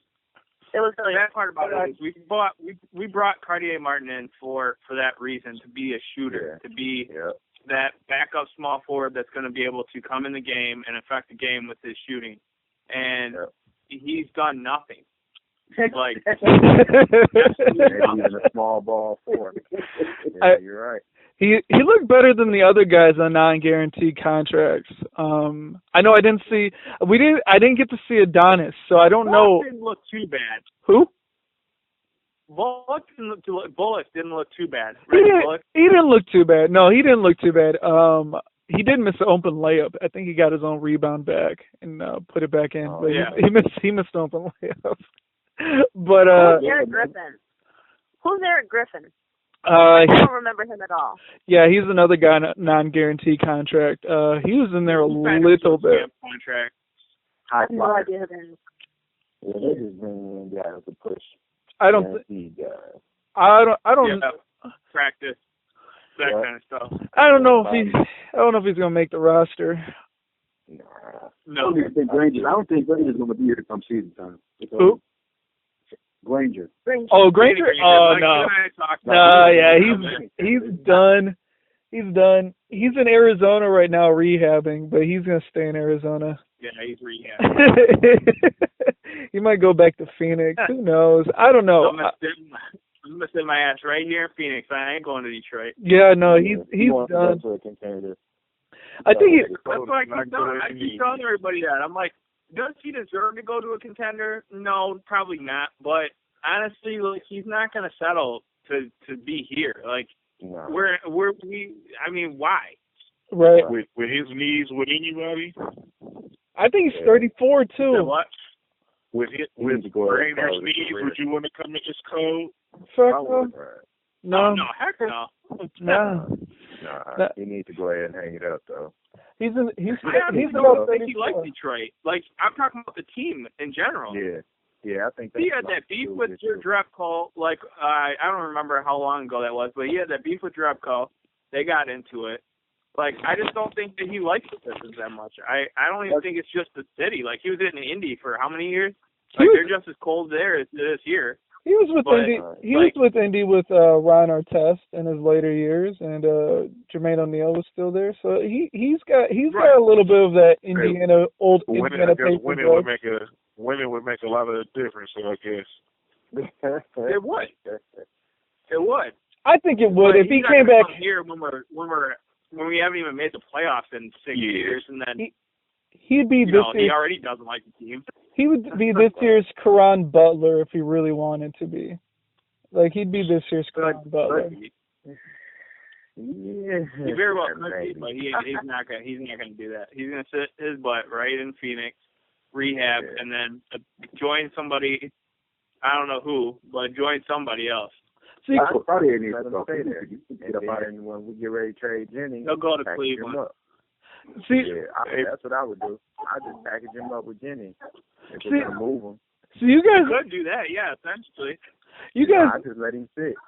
You guys are not too happy about the Caron Butler comment, but Caron would be all right on this team with the small forwards we have now. Like he was not right with the team that we had last year. Leadership. He wasn't there for buckets. He was there for yes, he was there. We kind of knew that. Yeah, but he was a stopgap. That's all it was. It wasn't anything more than just let's get Caron in here to do what he can do a little bit, and that's it. We weren't expecting him to do anything more than what he did, really. Well, we weren't expecting him to do anything more than what he did, but he was doing a lot more than what we wanted him to do. The dude was being a starter. Yeah. He was a start. He was not supposed to be a starter. Like he would be perfect for this team right now. We know that we have a starter in Marcus Morris, and we have a potential starter in Stanley Johnson. We just lost somebody. Who did we lose? Right. Danny. I think we lost somebody. Right. But anyway, yeah, I think I think Danny Granger would fit in the roster if he wanted to be here. I think he would. Well, we don't need. He could. He could very well. He could push Stanley and Marcus Morris. He could push both starting both options at small forward. He could push both of them. Yeah, absolutely. But he just doesn't want to be here. That's just what it is. I agree with that. I don't care what they say about injuries and whatever else, and the excuses that Sam Van Gundy's making right now. It doesn't matter to me. I look at it from one perspective. You don't want to be here. That's what it is, and I really honestly don't care. Yeah. It's not that big of a difference maker to me for me to care. I agree with you. I actually agree with you 100% on that one. The biggest thing that really. So if we were to package Jennings for something, what's a good player out there, or what kind of position would you be looking at to trade him? Say we package something with, for instance, like you said, with Jennings and Granger. I'd package Ilyasova. With Jennings? Yep. And get a lot of money. And get a stronger power forward. I worry about Ilyasova. I don't know if he's gonna be. I would have Ilyasova on the bench. Yeah, but it's starting in front. But who's starting in front of him? That's off the what I'm saying. I mean, what kind of power forward would you get? We're not going to get an all-star caliber player. Oh no! I don't have an idea of who I want yet, but I'm just saying I don't have a lot of confidence in Ilyasova. I like him as a player. You don't have confidence in his health. That's exactly. I don't have confidence in his health. If I had to give it over or under and how many games he was going to play, I'd say it'd be under 60. Yeah, I'd even go closer to 50. But that's just me. Dude, that's like half the fucking season. I don't know, man. I don't know. But look at the last 3 seasons. Yeah, I know. That's what bothers me. And he's never played over 70 games. Yeah. Is that fact? That is ridiculous. Is that fact? 71 games, I think, was his highest. Oh my God. I don't know, man. It is. That's ridiculous. 73 is. Well, he played 81 one year. Oh yeah, 81 that 1 year. What was And that? then 3 after that. So yeah, he probably won't be around for the whole season. I'm pretty sure. Wow. If I had to give it I don't over and know under, who's available. Like, Make it through all the practice. but you know what? I would like to see him off the bench. I really would. But if I had to package Jennings with anybody, I would go with Ilyasova and get a stronger power forward. I don't know who's out there. I don't know. I don't have a name off the top of my head, but that's what I would go for. really not much. I'm kind Yeah, of looking, just skimming. The veteran guy, Harris Jones will be available. Yeah, but do you think they'd give him up for? Do you think Jennings would have enough stock to pull a guy like that right now? You have to check his Jones. The salaries have to match up. They don't need him in Houston. That wouldn't. I couldn't see him really playing a role there. Yeah, it would more than likely have to be a 3-team deal, but with those contracts. Yeah. I mean, Jeff Green. I don't know if you really want to call him a 4. He's not a 4, really. And he don't really help the Bellinger out Lord. there. Maybe Paul Millsap. A low-end veteran that I wouldn't mind seeing us bring back somehow in like a 3-team or whatever would be Jamal Crawford. I think he could provide what you want Jennings to provide, but you know he's not going to stay around to do. Exactly. He has a point in his career where he really don't care if he's starting. He prefers coming off the bench. He want to win that ring, man. I still think he could end up in Cleveland. If we're gonna get backup point guards, I don't know, man. Backup point. Why don't we just go after Keith Appling? No. I'll pass. Yeah, me too. Me too. Me too. I'm just saying, I can't provide out there. Type of thing. Provide some of the same stuff you want. I don't know. Like I say, I would say. I don't know. I think Jamal Crawford. I think the Jamal Crawford thing is kind of out the blue. That's not a guy that I was thinking of to be on the team. That I don't know. I'm not really thinking about point guard though. Like I would think like. God, I think that power forward position is going to be a real need, in my opinion. But like I said, it don't have to be straight up. It could be a 3-team deal, whatever. But just as a player coming back, and then he's an expiring contract too. So if it didn't work, you're not stuck with him forever either. Wait, right? Tony Mitchell got picked up by the Warriors. Seriously? Oh, okay. Probably for practice for camp. Probably not for. Right, that's what I was. I wouldn't mind, honestly. I mean, I might sound crazy when I say this, but I wouldn't mind trying to steal Maurice Spates from the Warriors. Yeah, that's what I was going to say. He'll be a free agent. Spates would be nice. Yeah. He got that toughness too. Yeah, he got a mid-range jumper too. That's why he doesn't have 3-point range like Ilyasova. I said we should have went after West, even if it was for 1 or 2 years. You know, West. No, I like that elbow J. Yeah, that elbow and that corner J. I would have loved him for 2 years just to show these boys how to keep up. Yeah, that kind of would have reminded me of when we signed Cliff Robinson. Yeah. I kind of like that. Yeah. David and Robinson is playing, or not Robinson. West is playing for San Antonio, right? San Antonio. Yeah. And they're kind of deep right now. I don't know, man. They're real deep. I don't know. They're real deep. I don't know. I kind of for veterans minimum too. Yeah, I kind of like the David West, man. That's not a bad pickup right there. Yeah. J.J. Hickson will be out there. Like I said, Ryan Anderson. Ryan Anderson. He already played for Van Gundy, so. Yeah. So you know. I would love to pull him away from New Orleans. Jesus. Well, I mean, Drew Holiday's been injured a lot, so who's to say that he's actually going to stay the whole season without being injured? Didn't they just give him that money, though? Didn't they just give him a nice chunk of money? I think that was that 2 years ago that he signed that? He got paid in Philly for it, didn't he? He got paid by New Orleans. I could be wrong. Okay. I think they made the trade. New Orleans made the trade. Yeah, on draft him. day, and then I thought, okay, that was last year, and then this past offseason, did they sign him or something? 2 years ago. Oh, okay. Yeah, because they traded him for Noel, right? Yeah, they got that pick. Okay. They got somebody else who expired three off seasons ago. Right. Okay. Yeah. So I don't know. That's Slim Pickens at the 4, fellas. I mean, if he's still injured though, that might be something that they might look at to have Jennings on that team. Could be. Or they could move Tyreek to point guard again, but. Or, you put together a nice little package and try to get Harrison Barnes. And I don't know. I mean, hey. That doesn't solve the floor problem, but I get what you're saying. I mean, hey. You got Harrison Barnes. You got Stanley, I wouldn't mind it. How old is David Lee? David Lee is 32, I believe.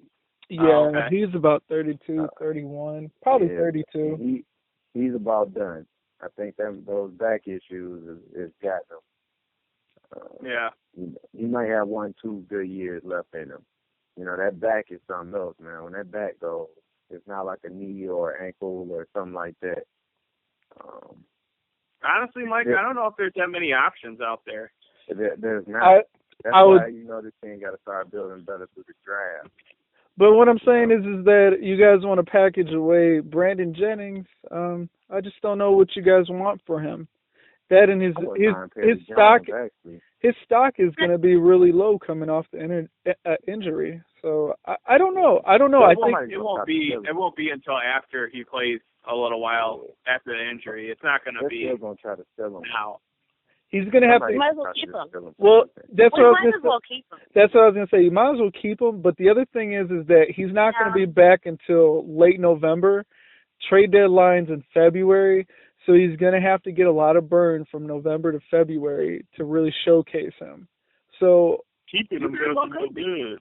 Keeping him does you no good because I don't think you can re-sign him. No, it's not. It's not. Well, yeah, I agree. I don't think you're going to be able to re-sign him. He's going to want more money than what we're going to be able to offer. We already signed Jackson. We got to sign Drummond. I don't see that happening. We're going to basically have traded Brandon Knight for Brandon Jennings and lose both for nothing. Well, you also got to look at it like who's going to need a point guard next year where he's going to go and start. A lot of teams said at point guard. He's going to come off the bench. The Knicks? Maybe. Oh, yeah. That's his type of show, too. Right. I don't know. Him and Melo together, I don't know if that would work. Well, I think they'd make it work. Yeah. I don't think it'd be playoff contention worse, but I think it'd work. But I think New York. I don't think he's Phil's type of guy, to tell you the truth. So, like I said, send him to L.A., get something back, give us Crawford. He can come off the bench out there. He at home, so he won't be tripping. But he really. We can let go of Crawford if it ain't working. I don't see that happening. Yeah, Doc might do. Well, he might because they did re-sign his son. They did re-sign Austin. So I don't know, man. I just think. This is what I would do. If he's playing well and everything is gelling when he comes back and we're in playoff contention, I wouldn't mind holding on to him. But if we got to make a move and maybe spark that playoff contention. What about Taj Gibson? That wouldn't be bad. Taj is hard-nosed. Yes. I like Taj. I do. I don't think Chicago is willing to part with him, though. I don't think they might as well. Gasol's probably going to sign for another couple years.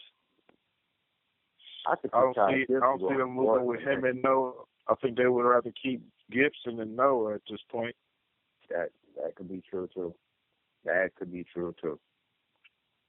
And what's the big guy they drafted last year that played, came off the bench? They drafted a big guy this year. Yeah, Mirotic.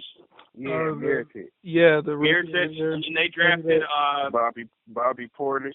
Bobby Portis, right? Yeah, Portis. So They might. I think Taj Gibson is going to Portland. To tell you the truth, I do. I think he's going to Portland. They're trying to rebuild out there. I could see him going to Portland. Or Portland could try and sign Tristan Thompson. I could see that too, but LeBron wants him back. So I doubt he's going anywhere. They don't want to piss off LeBron, especially with him. The prototypical power forward for us, obviously, would honestly be Kevin Love, but that's never going to happen. So not going to happen. Yeah. But that's obviously the prototypical power forward that we need. Yeah. Right. Yeah, you're right about that. I mean, I would go after Ryan Anderson myself. That's what I'm saying. Short-term deal, though.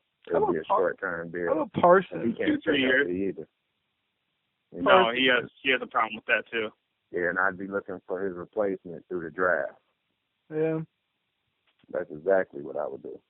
How is Russell Wilson staying on his feet? Jesus. Bro, I'm getting so sick of these missed tackles right now, man. Come on, dude. I'm not even watching the game.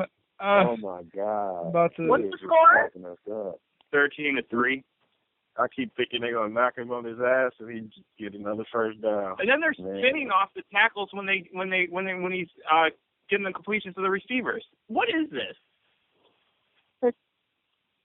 It's Lions football. That's what it is. That is bad. That's what it is. Anyway, we know what you're going for.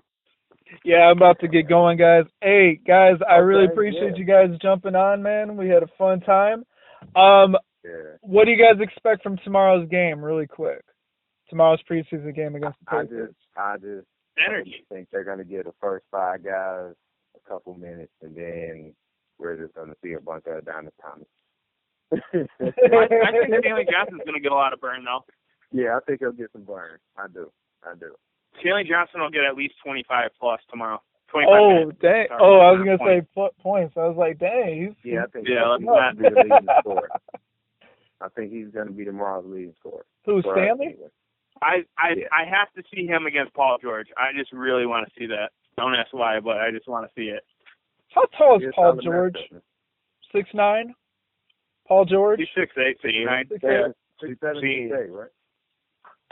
I can't believe they. 6'7", 6'8". I can't believe they want him at power forward, man. That's insane to me. With the broken. He's a little bit thin for that position too. Yeah. Yeah. I think he's only 225 or something like that.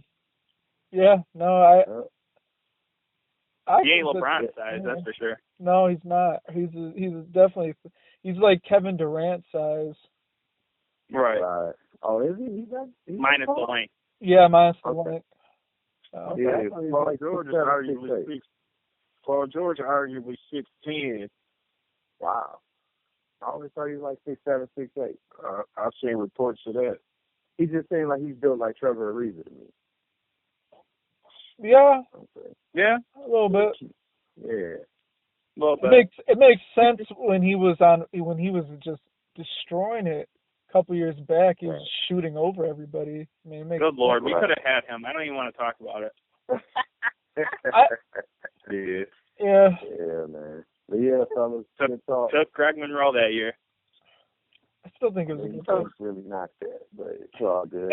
Like I said, good talk, fellas. I'm going to try to not enjoy the rest of this game. All right, right. Okay. All right, guys. All right, Thank you for joining us. Everybody.